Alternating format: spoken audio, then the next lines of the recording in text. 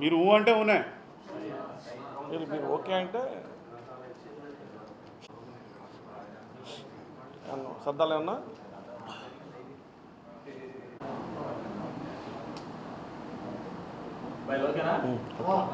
Live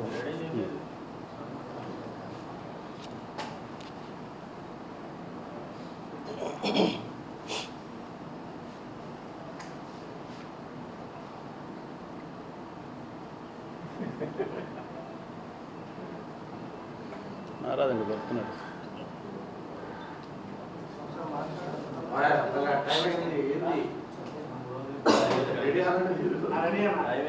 right.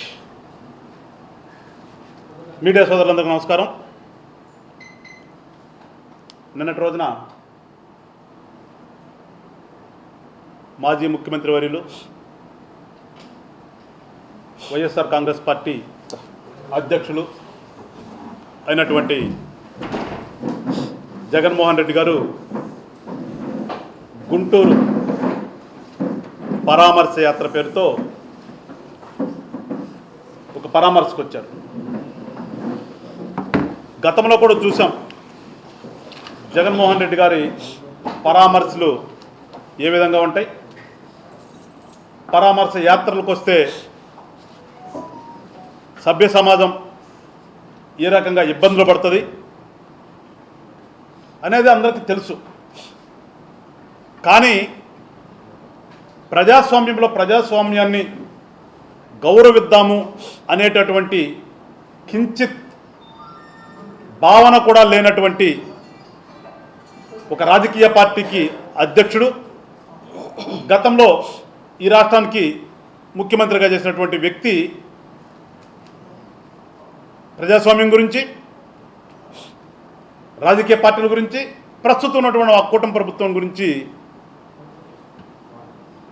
ఎగతాళి చేయటం, గేలి చేయటం అంటే గురిగింజ సామెత గుర్తొస్తుంది. పరామర్శించేవాడు ఏ రకంగా రావాలి,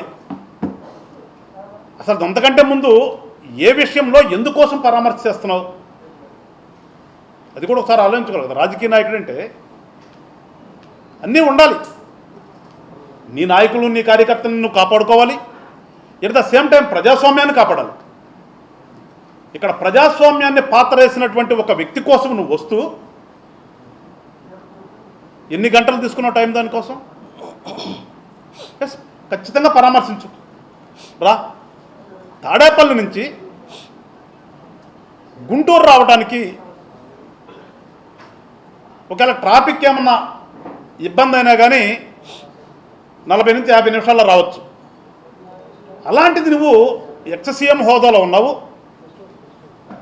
నీకు మేము ఇప్పుడు ఇవాళ ఉన్నటువంటి ఉమ్మడి ప్రభుత్వం ప్రజాస్వామ్యాన్ని గౌరవించి నీకున్నటువంటి ప్రోటోకాల్ దృష్ట్యా ప్రోటోకాల్ కూడా కల్పిస్తున్నాం అంటే ఇంకొంచెం ముందు రావచ్చు.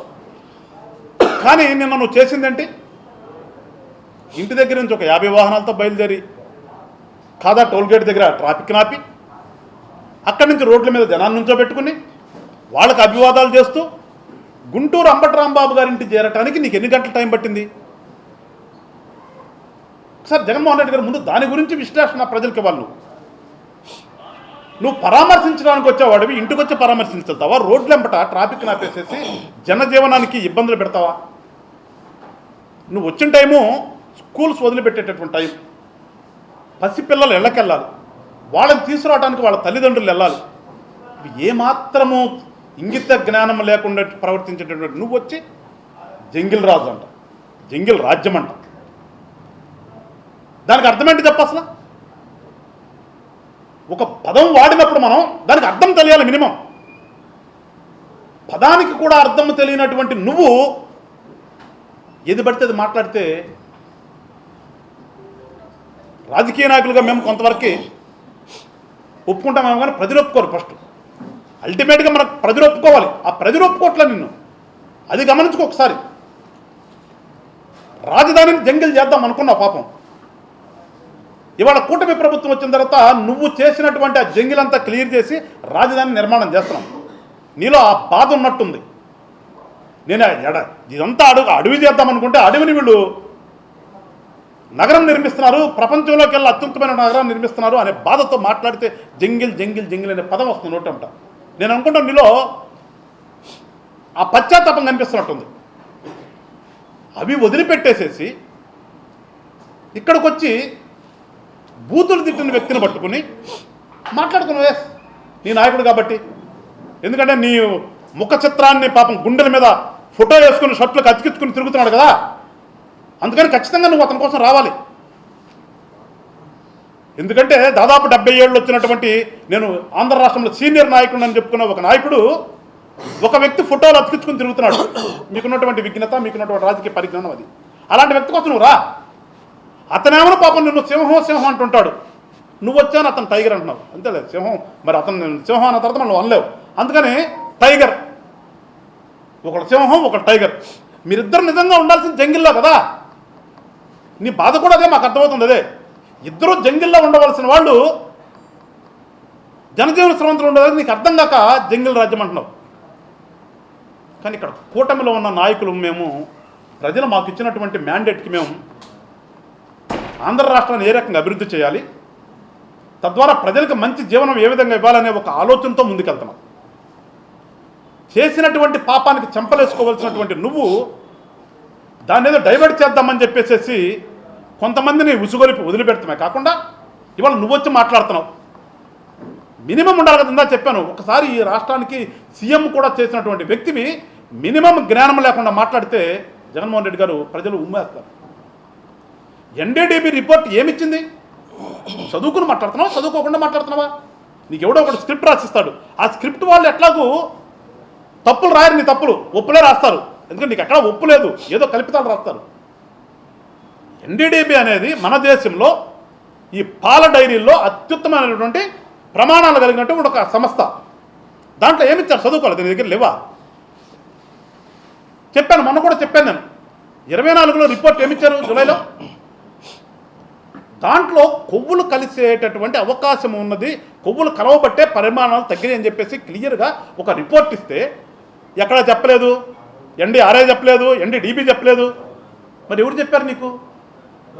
ఆ రిపోర్ట్లో మా తెలిసినంత రిపోర్ట్లో క్లియర్గా ఉంది కదా.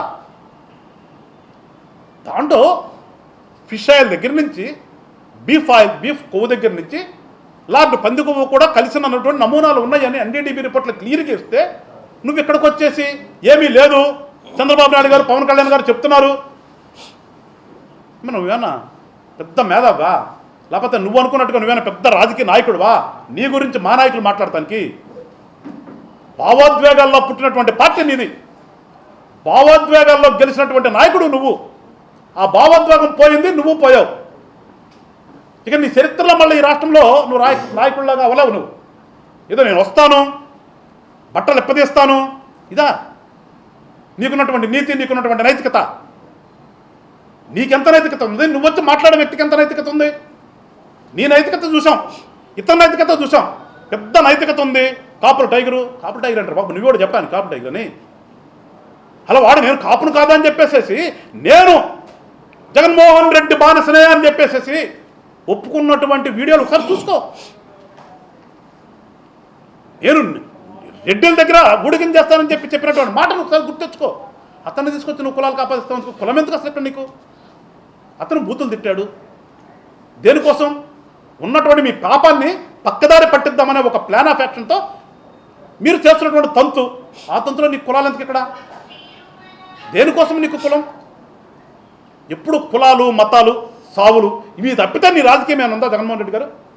ఈ మూడు తప్పితే నీకు తెలిసిందంటే చావులు ఒకటి, కులాలు ఒకటి, మతాలు ఒకటి. ఈ మూడు తప్పితే నీకు తెలిసిన రాజకీయం ఏంటి? అప్పులు చేసి ఏదో నొక్కాను బట్టన్నావు, అది తీసి పక్కన పెడదాం. ఎవరు టైగర్ అయినా? నీకేమో సింహం అయినా, నీకే నీ టైగర్ అయినా. కానీ కాపులకు కదే. నువ్వు ఆ పదం ఎత్తడానికి కూడా అనర్హుడు. నువ్వు ఇక్కడ జరిగిన ఇన్సిడెంట్ నువ్వు చెప్పదలుచుకున్నది ఏంటి?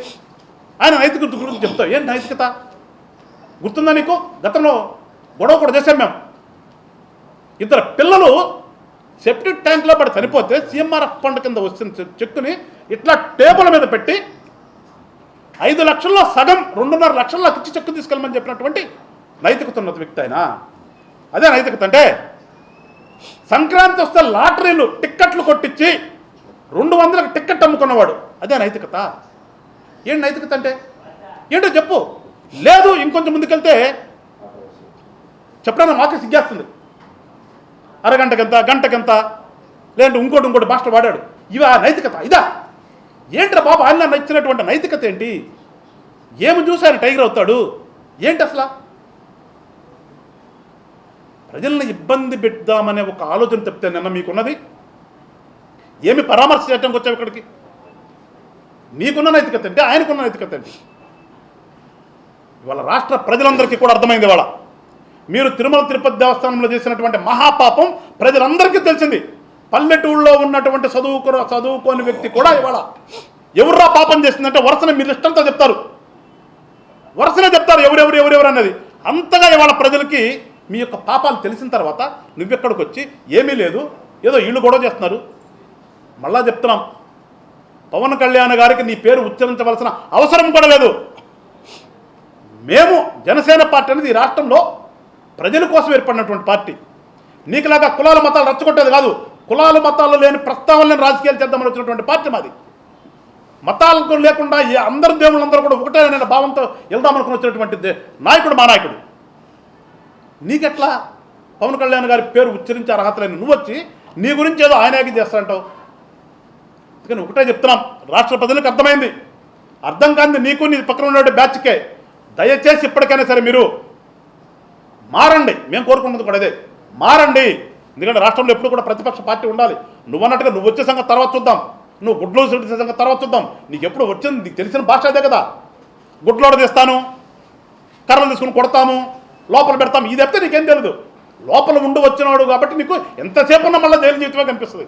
ఎవడు లోపల పంపిద్దామా లోపల అది తప్పితే నీకు ఉండదు తెలియదు. ఇంట్లో ఉంటుందో తెలియదు కదా నీకు. నీది ఒక జైలు జీవితం.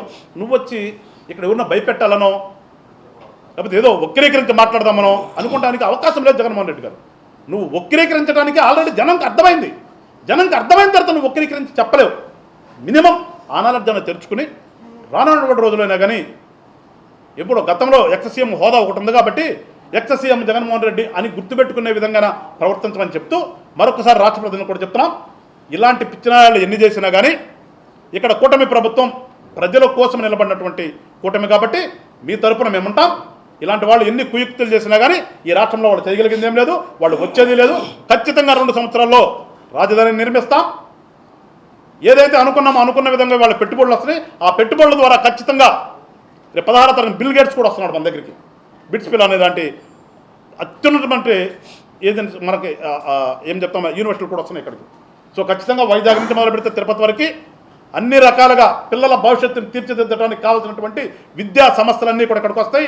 వాళ్ళకి అయిపోయిన తర్వాత వెంటనే ఉద్యోగం కల్పించే విధంగా కూడా అన్ని సమస్యలు వస్తున్నాయి. ఖచ్చితంగా ఆంధ్ర రాష్ట్రం అనేది రానున్నటువంటి రోజుల్లో వేరే రాష్ట్రం నుంచి వచ్చి మన రాష్ట్రంలో ఉద్యోగాలు చేసుకునేటటువంటి స్థాయికి ఆంధ్ర రాష్ట్రాన్ని తీర్చిదిద్దబోతున్నాం కూటమి ప్రభుత్వం. కనుక మీరందరూ కూడా అలాంటి పిచ్చివాళ్ళ మాటలు ఆలోచించవలసిన అవసరం లేదు, అలాంటి పిచ్చివాళ్ళ గురించి పట్టించుకోవాల్సిన అవసరం లేదు. ఖచ్చితంగా ప్రజాస్వామ్యాన్ని గౌరవిస్తున్నాం కాబట్టే నిన్న జగన్మోహన్ రెడ్డి అనే వ్యక్తి కానీ మొన్న అంబటి రాంబాబు అనే వ్యక్తులు కానీ రోడ్ల మీదకి వచ్చి నానా యాగి చేయగలిగేటటువంటి స్థితి వచ్చిందని ప్రజలకు అర్థమైంది. అర్థం కాని జగన్మోహన్ రెడ్డి నీకును నీ పక్కన ఉన్నటువంటి తాపీదారులకు అర్థం కాలేదు. ప్రజాస్వామ్యం అంటే ఏంటో ఇప్పుడు చూసి నేర్చుకో. ఇక్కడ ప్రజాస్వామ్యం లేదు, రాష్ట్రపతి పాలన పెట్టాలి, పిచ్చి పిచ్చి డైలాగులు చెప్పినా ప్రజలు కూడా ఎవరు నిన్ను నమ్మేటటువంటి స్థితిలో లేరు కాబట్టి అలాంటి పదాలు వాడతానికి కూడా అనర్హుడు. కాబట్టి నువ్వు మరొకసారి చెప్తున్నాం, కొంచెమైనా సరే ఎవరన్నా చూస్తే జగన్మోహన్ రెడ్డి గారు అనే విధంగా ఇప్పటి నుంచి అయినా ఉండమని చెప్పి హితబోధ చేస్తూ ప్రజలందరూ కూడా మరొకసారి చెప్తున్నాం, మీరందరూ కూడా కూటమిని ఆశీర్వదించండి. ఖచ్చితంగా ఆంధ్ర రాష్ట్రాన్ని సింగపూర్కి మించి అభివృద్ధి చేసుకుందామని చెప్పేసి తెలియజేస్తూ సెలవు తీసుకుంటాను. జై హింద్, జై జనసేన.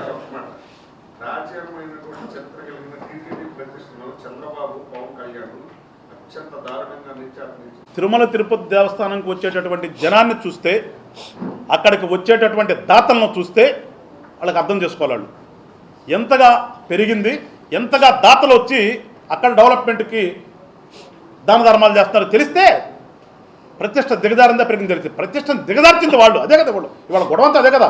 ప్రతిష్టని గత 5 సంవత్సరాలు నాశనం చేశారు. దేవుడి దగ్గర చేయరాని పాపం చేశారు. అందుకని వాళ్ళకి ఏ రకంగా శిక్ష పడాలో ఆ రకంగా శిక్ష ఆల్రెడీ పడింది, ఇంకొంచెం కూడా పడబోతుంది. మనమే చూస్తాం. గతంలో లాగా ఏదో మీ పిల్లలు తగులుతుంటారు, ఏం తగులుతుంది, ఎవడు దాడి తగులుతుంది వాళ్ళ. అందుకని ఖచ్చితంగా ఇప్పుడు మేము పవిత్రత పెంచామో పవిత్రత తగ్గిందో ప్రజలే తెలుసు. ఈయన వాగాల్సిన ఈయన ఎంతసేపు వాగినా కానీ పట్టించుకునే పరిస్థితి మన ఆంధ్ర రాష్ట్రంలో లేదు. అందుకనే ఆయన్ని మేము కూడా పట్టించుకోవాల్సిన పరిస్థితి లేదని చెప్పేసి మా నాయకులు కూడా అర్థమైంది. నేను 3 సంవత్సరాల్లో మళ్ళీ అధికారంలో వస్తాను, మీరు చేసే అరాచకాలన్నిటికీ మళ్ళీ నేను తిరిగి సమాధానం చెప్తా ఉంటారు. ఏం చేస్తున్నారు, ఏం చేస్తున్నారు? ప్రజాస్వామ్యంలో ఏ రాజకీయ నాయకుడు కూడా మాట్లాడనటువంటి మాటలు మాట్లాడతాడు జగన్మోహన్ రెడ్డి అనే వ్యక్తి అందరూ తెలుసు. ప్రజాస్వామ్యంలో ఎవరైనా నాయకుడు నేను వస్తే మంచి చేస్తానంటాడు, నేను వస్తే మిమ్మల్ని కొడతాను, మీ బట్టలు పుట్టిస్తాను నేను నాయకుడు అండు అంటే అక్కడ అర్థమవుతుంది కదా అతను అసలు రాజకీయ నాయకుడా, అతను ప్రజాస్వామ్యం అంటే తెలుసా? కానీ ఏం ఉపదేస్తాడో ఏంటో చూద్దాం. మేము ఒకటే చెప్తున్నాం, ఆయన ఎవరు ఏమి ఒప్పదీయలేడు. ఎవరు ఒప్పదీసుకుంటే ఆయన ఇంట్లో కూర్చుని ఆయన ఎప్పు తీసుకోవాలి, లేదంటే వాళ్ళ మనుషులు ఎప్పు తీసుకుని ఒకళ్ళు చూసుకోవాలి తప్పితే ఇక్కడ ప్రజాస్వామ్యంలో ఇక్కడ ఆంధ్ర రాష్ట్రంలో కూటమి ప్రభుత్వం ఉంది. మరీ ముఖ్యంగా జనసేన పార్టీ అనేది ఇక్కడ ఆంధ్ర రాష్ట్రంలో ఉంది. కానీ గుర్తిరిగి మాట్లాడితే బాగుంటుందని చెప్తున్నాం.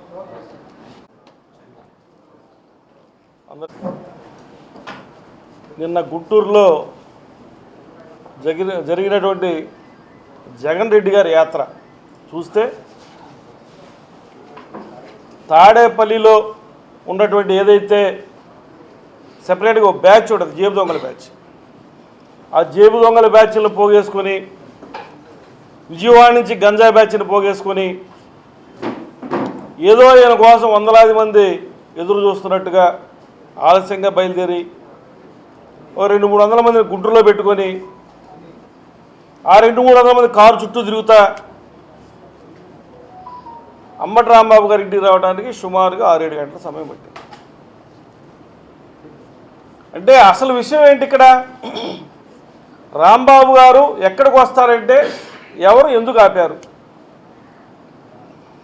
తిరుమల తిరుపతి దేవస్థానంలో పవిత్రమైనటువంటి లడ్డూలో కల్తీ నెయ్యి జరిగింది.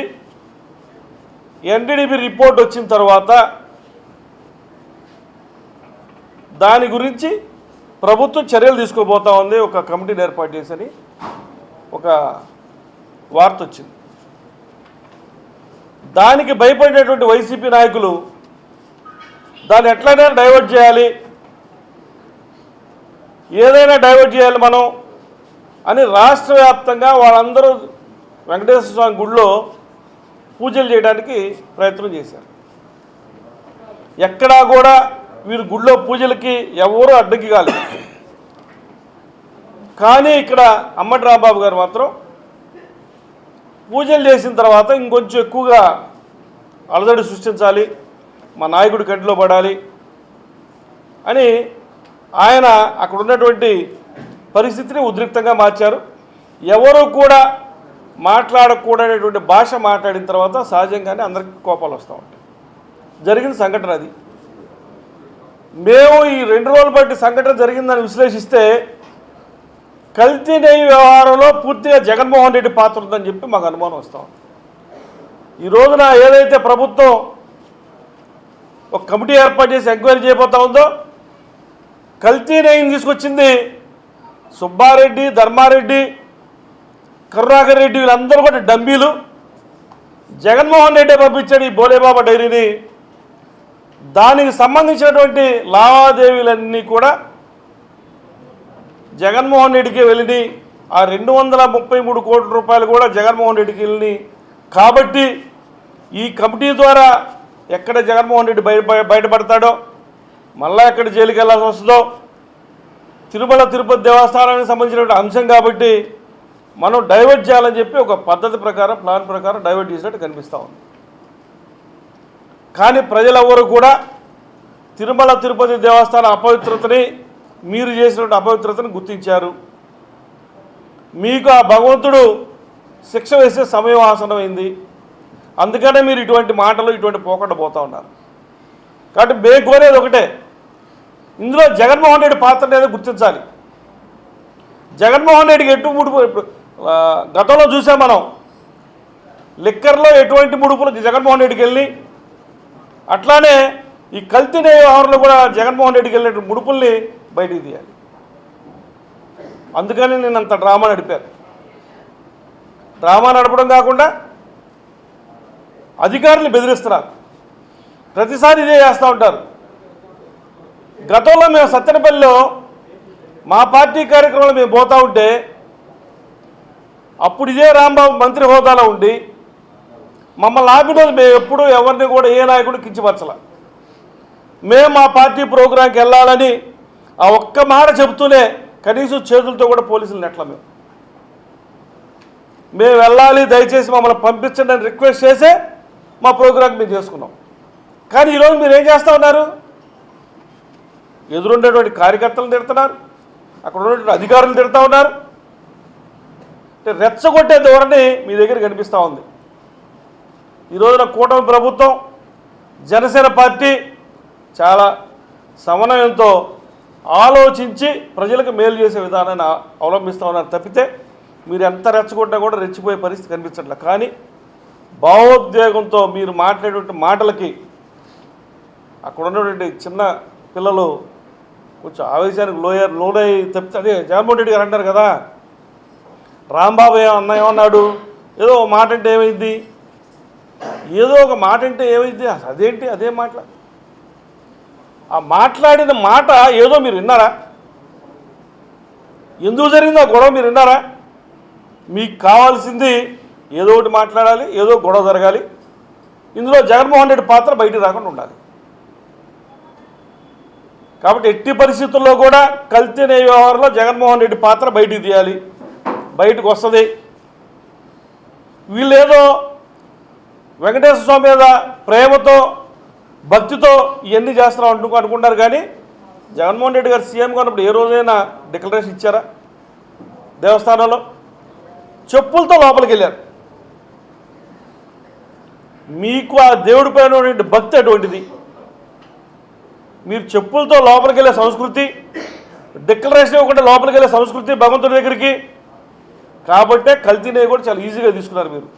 కల్తీనే ఈజీనే, మీకు బూతు మాటలు మాట్లాడే అది ఒక చిన్న మాట అంటాం ఈజీనే, కానీ ప్రజలు మాత్రం క్షమించరు. అందుకనే మిమ్మల్ని ఆ భగవంతుడు ఆశీస్సులతో ప్రజలందరూ కూడా మిమ్మల్ని 11 సీట్లు పరిమితం చేస్తే కనీసంగా ఈ రోజున అసెంబ్లీకి వెళ్ళి ఆ 11 మంది కూడా, ఆ 11 మందికి నాయకుడైన జగన్మోహన్ రెడ్డి కూడా అసెంబ్లీకి వెళ్ళి ప్రజా సమస్యలపై మాట్లాడేటువంటి పరిస్థితి లేకుండా పోయింది. ఎందుకంటే ప్రజలు మీకు ఇచ్చినటువంటి ఆ 11 సీట్లే కాదు. మీరు సిగ్గుపడతా ఉన్నారు. ఇంటి తప్పులు చేసాం మనం 11 పరిమితం సిగ్గుపడతానే మళ్ళీ బొంకుతున్నారు. ఇప్పుడు జగన్మోహన్ రెడ్డి గారు నేను అంటా ఉన్నారు, అధికారులు బట్టలు పొదిస్తా. ఏందండి చండాలం కదా, బట్టలు పొదిసి మీరు చూసే వాళ్ళ శరీర భాగాలు మీరు చూడాలా? తప్పండి అది. అదే అటువంటి మాటలు మాట్లాడకూడదు. మేము బట్టలు పొదిస్తాం, మేము అంతు చూస్తాం. వాళ్ళు ఏ ప్రభుత్వం ఉన్నా కూడా అధికారులు చేసే పని అధికారులు చేస్తారు తప్పితే మిమ్మల్ని కించపరచాలని లేదా మిమ్మల్ని ఏదో చేయాలని ఏ అధికారి అనుకోడు. మేము ఎప్పుడు కూడా గతంలో మా గవర్నమెంట్ వచ్చిన తర్వాత మీ అంతు చూస్తాం, మీ బట్టలు ఉపదిస్తాం మేము ఎప్పుడు అనలేదే. మేము కూడా కేసులు పెట్టించుకున్నాం, మేము కూడా వద్దంటే ఆగాం, కావాలనుకుంటే వెళ్ళాం. చట్టాన్ని ఎప్పుడు మా చేతిలో తీసుకోలేం మేము. మీరు ప్రత్యేకంగా కార్యకర్తల్ని ఉసిగొల్పుతున్నారు. మీరు చట్టాన్ని చేతిలో తీసుకోండి, గొడవలు చేయండి, ప్రాణాలు కోల్పోండి, నేను వచ్చి పరామర్శిస్తాను మీ కుటుంబ సభ్యులని. కాబట్టి పూర్తిగా నేనైతే నమ్మేది ఏంటంటే కల్తీ నెయ్యిలో జగన్మోహన్ రెడ్డి పాత్రని వెలికి తీయాలని చెప్పి ప్రభుత్వాన్ని కోరుతా ఉన్నాం. తప్పనిసరిగా ఇందులో కూడా ఆయన శిక్ష పడే అవకాశాలు ఉన్నాయని చెప్పి కూడా అందుకనే ఇటువంటి ఆయన కార్యక్రమాలని బాగా ప్రోత్సహిస్తున్నారని చెప్పి కూడా మా యొక్క పూర్తి విశ్వాసం, నమ్మకం. ఈయనేదో జనసేన పార్టీకి కాపులకి లేదా కాపుల మధ్యలో ఈయనేదో చిచ్చు పెట్టాలని వాళ్ళు దూరం చేయాలని చూస్తూ ఉన్నారు. జనసేన పార్టీ ఒక కాపుల పార్టీ కాదు, అన్ని కులాలు అన్ని మతాలకు సంబంధించిన పార్టీ జనసేన పార్టీ. రాంబాబు గారి బిడ్డతో మాట చెప్పించారు, పవన్ కళ్యాణ్ గారు మేము కాపులం కాదా, మా మీద వాళ్ళు వస్తాడు చూస్తూ ఉన్నారని. అదే పవన్ కళ్యాణ్ గారు కాపులు కాదు అన్నప్పుడు అన్నా మీ తండ్రి గారిని ఎందుకు అడగలేకపోయారమ్మా మీరు? పవన్ కళ్యాణ్ గారిని విమర్శిస్తూ ఉంటే మొదటి నుంచి చెప్తా ఉన్నాం మేము, పార్టీ జనసేన పార్టీ అన్ని కులాలు మతాలు ప్రజల కోసం పనిచేసే పార్టీ. మీరు ఈ రోజున ప్రజలను రెచ్చగొట్టే విధంగా జనసేన పార్టీ కుల పార్టీ అనుకుంటే మాత్రం పొరపాటే. అది తప్పని చెప్పి కూడా వాళ్ళని హెచ్చరిస్తూ పోతే ఎవరో తూర్పుగోదావరి జిల్లాలో ఎక్స్ఎమ్మెల్యే అంటే ఎవరైనా గల్లా మాధవ్ గారిని ఏదో అన్నారంట, అట్లా చేస్తామని మేము ఒకటే చెప్తా ఉన్నాం, ప్రజాస్వామ్య పద్ధతిలో ఏదైనా చేయడానికి మేము సిద్ధంగా ఉన్నాం. కాదని మీరు పిచ్చి పిచ్చి వేషాలు వేస్తే ఆడపిల్లల్ని అవమానపరుస్తాం, ఆడపిల్లల్ని అట్లా జుట్టు పట్టుకుంటాం, కాళ్ళు పట్టుకుంటాను. కానీ మీరు కనుక పిచ్చి వేషాలు వేస్తే ఆడపిల్లలతో చెప్పు దెబ్బలు కొట్టించే కార్యక్రమాన్ని చేపడతాం. అది కూడా చెప్తా ఉన్నాం మేము. ఆ మహిళ ఒక ఎమ్మెల్యేగా వాళ్ళ నాయకుడిని అన్నందుకు, మా నాయకుడి కోసం మేము వస్తున్నాం మిమ్మల్ని అడుగుతామని అన్నందుకు జుట్టు పట్టుకుంటాం చెప్తారా మీరు? సిగ్గులేదు, నువ్వు ఓడిపోయినట్టున్నావు. అక్కడ ఎందుకు ఓడగొట్టారు మిమ్మల్ని? ఇటువంటి కార్యక్రమాలు చేపడుతున్నారనే కదా, దోపిడీలు దొంగతనాలు చేశారనే కదా. మరలా గనక ఆడపిల్లల గురించి ఎమ్మెల్యే గురించి మీరు మాట్లాడితే ఆడపిల్లలతోనే దేహశుద్ధి చేపిస్తామని చెప్పి కూడా ఈ సందర్భంగా మీకు హెచ్చరిస్తూ ఉన్నాం. గౌరవంగా మీరు ఉండండి, ప్రజాస్వామ్యంలో రండి, మరి ఎన్నికల్లో పోటీ చేయండి. ప్రజలు చెప్తారు తీర్పు ఏంటో. మీరేం చేశారు మేమేం చేసాం అనేది విశ్లేషించిన తర్వాత ప్రజలు చెప్తారు మనకి. తప్పితే ఆడపిల్లల్ని బెదిరిస్తే ఇక్కడ బెదిరిపోయే వాళ్ళు ఎవరు లేరు. అదే ఆడపిల్లలతో మీకు దేహశుద్ధి జరుగుతుందని చెప్పి కూడా తెలియజేస్తాం.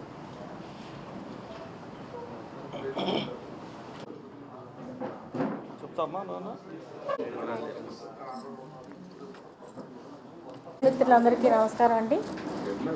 నిన్న మాజీ ముఖ్యమంత్రి గారు జగన్మోహన్ రెడ్డి గారు మరి ఇక్కడ అంబటి రాంబాబు గారిని పరామర్శించడానికి వచ్చి ఇష్టం వచ్చినట్టు మాట్లాడటం జరిగింది. మా కూటమి నాయకులందరినీ కూడాను ఆయనకి ఎదుటి వ్యక్తుల్ని ఎలా మాట్లాడాలో తెలియదు. ఎప్పుడు పవిత్రమైన తిరుపతిని కూడా అపవిత్రం చేసి ఇక్కడికి వచ్చి మా నాయకుల మీద పడి ఇష్టం వచ్చినట్టు మాట్లాడటం, ఎప్పుడూ కూడా ఎదుటి వ్యక్తుల్ని నీచంగా మాట్లాడటం ఆయనకి సరిసాటి అయిపోయింది. అలా మాట్లాడిన వైసీపీ నాయకుల్ని మా ఎమ్మెల్యే గారు గల్లా మాధవ్ గారు మరి రాంబాబు గారు ఇష్టం వచ్చినట్టు చంద్రబాబు నాయుడు గారిని మాట్లాడటం వలన ఆమె వెళ్ళి వాళ్ళని అడగడం జరిగింది. దానికి వాళ్ళు ఇష్టం వచ్చినట్టు ఏదో ఒకటి చెప్తూ ఉన్నారు. మాధవి గారు మాట్లాడిన విధానానికి వైసీపీ నాయకురాలు కానీ నాయకులు కానీ దడబుట్టింది. ఎందుకంటే ఆవిడ మాట్లాడిన విధానం అంత చక్కగా చెప్పారు వాళ్ళకి ఆన్సరు. టీడీపీ నాయకురాలుగా ఆవిడ వాళ్ళ నాయకుడిని అన్నందుకు ఆమెకి ఎలా కష్టం కలిగిందో ఆమె వివరించి చెప్పడం వాళ్ళకి చాలా ఇదిగా అనిపించింది. అలాగే ఆడవాళ్ళని విమర్శిస్తే మాత్రం ఈరోజు ఊరుకునే ఏదైతే లేదు. కూటమిలో మేమందరం కూడా తిరగబడతాము. ముఖ్యంగా మాధవి గారిని మగవాళ్ళు విమర్శించడం చాలా సిగ్గుచేటు. అలాంటి చర్యల్ని మేము తిప్పికొడతామని చెప్పి తెలియజేస్తూ ఉన్నాను.